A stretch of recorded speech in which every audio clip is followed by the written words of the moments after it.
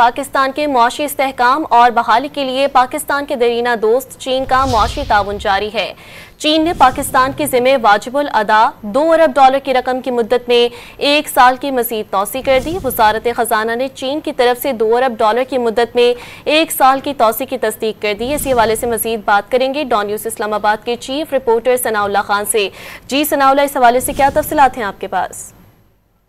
देखिए, China, Saudi अरब, UAE और कुछ दोस्त ममालिक के जो पाकिस्तान पर डिपॉजिट हैं उनकी पेमेंट्स आती रहती हैं। अब इस वक्त 24 मार्च को चाइना के जो डिपॉजिट हैं $2 बिलियन के, उनकी ड्यू डेट थी, खत्म हो रही थी।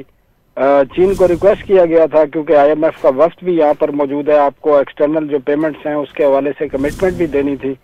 तो चीन ने ये कमिटमेंट दी है और मजीद 1 साल के लिए जो $2 बिलियन के डिपॉजिट हैं उसकी जो वसूली है वो मौखर कर दिया। अब ये मजीद 1 साल पाकिस्तान को टाइम मिल गया। जी सनाउल्लाह, तफसीलात से आपने आगाह किया, शुक्रिया।